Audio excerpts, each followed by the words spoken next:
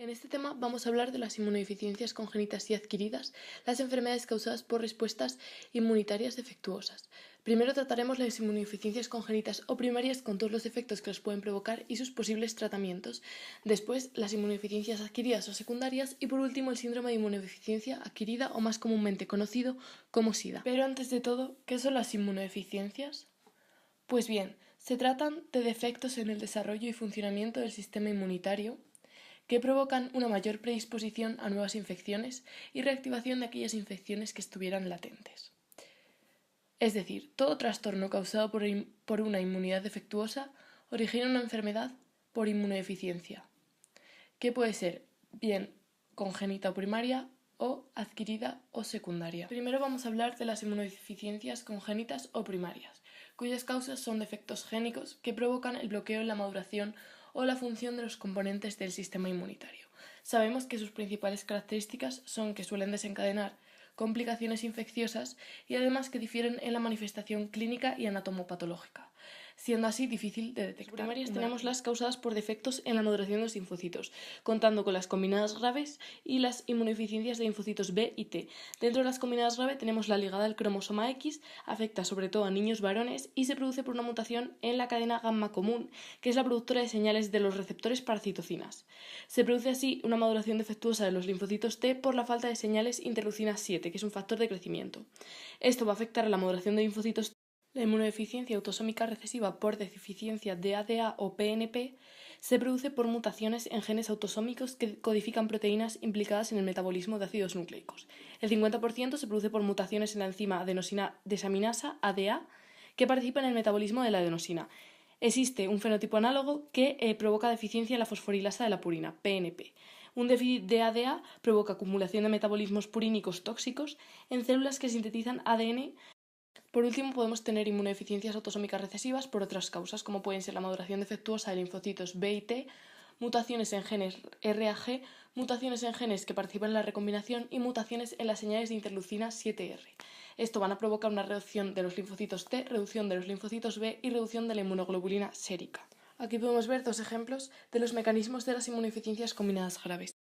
Dentro de las inmunodeficiencias de linfocitos B tenemos la gammaglobulemia ligada al cromosoma X, que se provoca por una mutación en la tirosina cinasa de Bruton y un bloqueo de la maduración más allá de los prelinfocitos B, reduciendo así todos los tipos de inmunoglobulinas séricas y reduciendo el número de linfocitos B. Tenemos las deficiencias de cadena pesada de inmunoglobulina, en las que se produce la eliminación cromosómica que afecta al locus de la cadena pesada en la inmunoglobulina 14q32.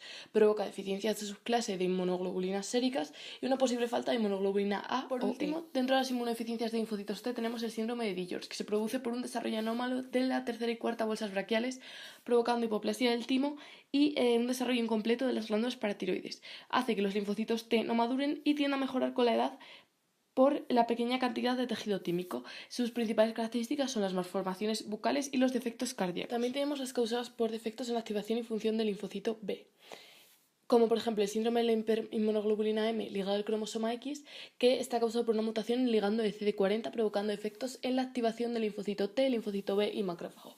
Y también la inmunodeficiencia variable común con mutaciones en el receptor para los factores de crecimiento y coestimuladores del linfocito B, que produce una reducción de la producción de isotipos, subtipos de inmunoglobulina y mayor propensión a infecciones. Inmunodeficiencias por la activación defectuosa de los linfocitos T, entre las que destaca el síndrome del linfocito desnudo por la expresión defectuosa de la clase 2 del MHC. Se produce por mutaciones en genes de transcripción necesarios para la expresión de aquellos genes de la clase 2 del MHC y provoca una falta de expresión de la clase 2 del MHC, menor activación del linfocito T CD4 y defectos en la inmunidad celular y humoral dependientes del linfocito T. Además, también tenemos otras como los defectos en la expresión o señales del complejo del receptor del linfocito T, defectos en las respuestas Th1, Th17 y síndrome linfoproliferativo. Por último, vamos a tener las inmunodeficiencias provocadas por defectos en la inmunidad innata, destacando la enfermedad granulomatosa crónica, que se produce por mutaciones en los genes que van a codificar para componentes de la enzima oxidasa fagocito.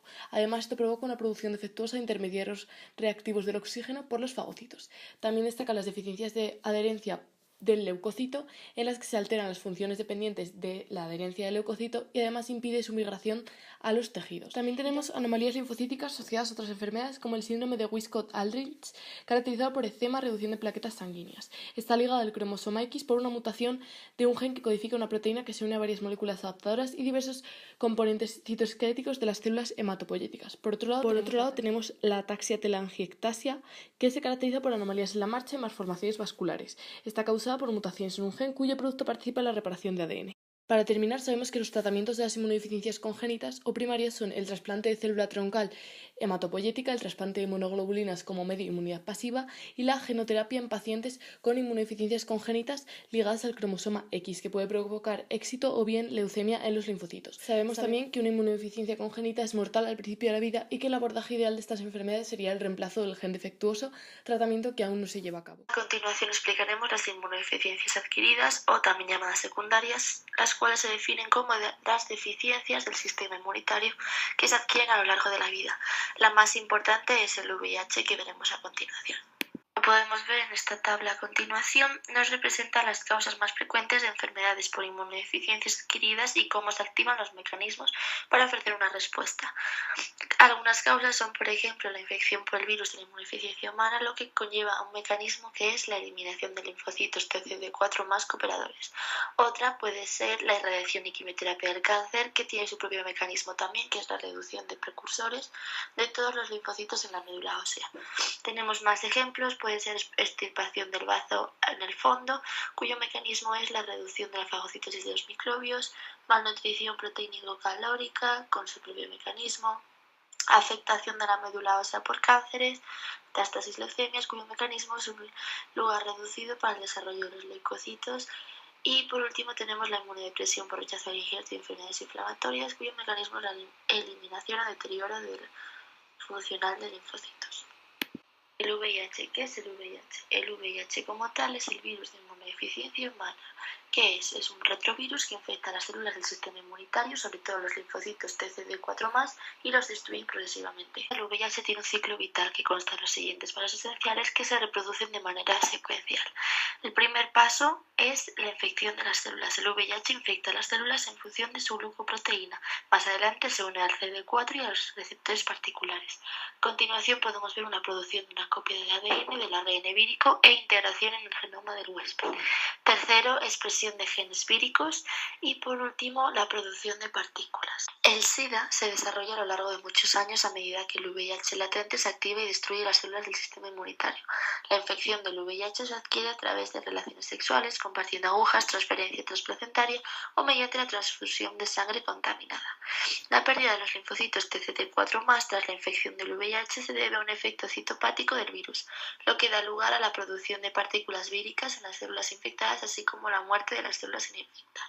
En esta diapositiva podemos ver un dibujo. En la izquierda del dibujo podemos ver que se representa la estructura y los genes del VIH y más a la derecha vemos como un ciclo, pues ese ciclo es el ciclo vital del virus de la inmunodeficiencia humana de tipo 1, en el cual se representa la secuencia de los pasos que van desde la infección inicial hasta la liberación de una partícula vírica nueva, denominada en este caso virión. La manifestación por el VIH se caracteriza por tener varias fases, en concreto 3, las cuales culminan en una inmunodeficiencia, van de las más leves a las más graves. La más leve es el síndrome agudo por el VIH, que es después de la infección los pacientes pueden experimentar una enfermedad aguda leve con fiebre y malestar general denominada viremia inicial.